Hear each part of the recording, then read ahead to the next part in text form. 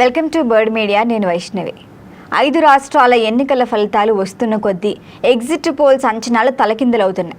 ముఖ్యంగా తమిళనాడు తీసుకుంటే రాజకీయ సమీకరణాలు అనూహ్యంగా మారాయి.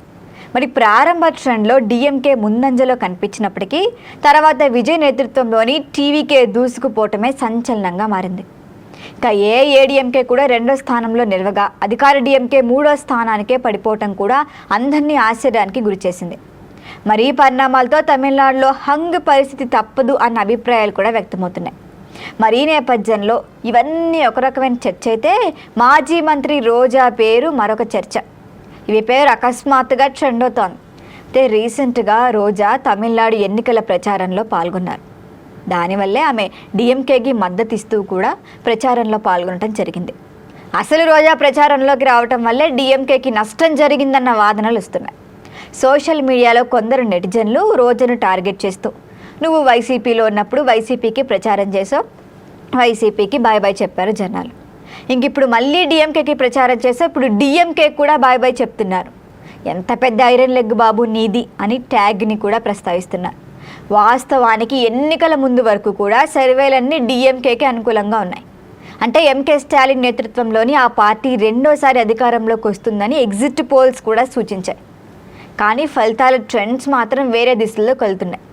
టీవీకి అకస్మాత్తుగా పుంజుకోవటం, అన్నా డిఎంకే కూడా గట్టి పోటీ ఇవ్వటం వల్ల త్రిముఖ పోరులో డిఎంకే వెనుకబడింది.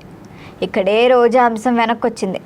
ఎన్నికల ప్రచారంలో భాగంగా ఆమె తమిళనాడుకి వెళ్ళి మరీ స్టాలిన్కి మద్దతుగా ప్రచారం చేశారు. అదే సమయంలో ఏపీ రాజకీయాలను కూడా తీసుకొచ్చారు ఈమె. ఆమె నోటి దురుసు చూపిస్తూ చంద్రబాబుపై తీవ్రంగా విమర్శలు చేశారు. అయితే ఆమె అధికారికంగా వైఎస్ఆర్ పార్టీ తరపున వెళ్ళారా, లేకపోతే ఆమెకి వ్యక్తిగత సంబంధాల వల్ల ప్రచారం చేద్దాము అన్న విషయం మీద వెళ్ళారా అన్నది స్పష్టత లేకపోయినప్పటికీ ఇప్పుడు ఈ ప్రచారం మాత్రం సోషల్ మీడియాలో పెద్ద చర్చగానే మారింది. రోజాపై ఐరన్ లెగ్ అనేది పెద్ద ట్యాగ్ కొత్త కాదు. గతంలో ఆమె టీడీపీలో ఉంది. అప్పుడు కూడా ఆ పార్టీ వరుస ఓటములను చవిచూసింది. దాని తర్వాత ఆమె టీడీపీ నుంచి వైసీపీకి షిఫ్ట్ అయింది. అక్కడి ఎమ్మెల్యేగా గెలిచినప్పటికీ కొన్ని సందర్భాల్లో వైసీపీ పార్టీకి ఎదురు దెబ్బలు తగలటంతో ఈ ట్యాగ్ మళ్ళీ వినిపించింది. ఇక 2019 వైసీపీ విజయం భారీ సాధించడంతో ఈ ముద్ర తగ్గింది. కానీ ఇప్పుడు తమిళనాడు ఎన్నికల ఫలితాల నేపథ్యంలో మరొకసారి అదే ట్రోల్స్ బయటకు వస్తున్నాయి. అయితే అందరూ మాత్రం ఈ వాదనలు సీరియస్గా తీసుకోవట్లేదు. ఎన్నికల ఫలితాలు అనేది సామాజిక, రాజకీయ, స్థానిక అంశాలపై ఆధారపడి ఉంటాయి.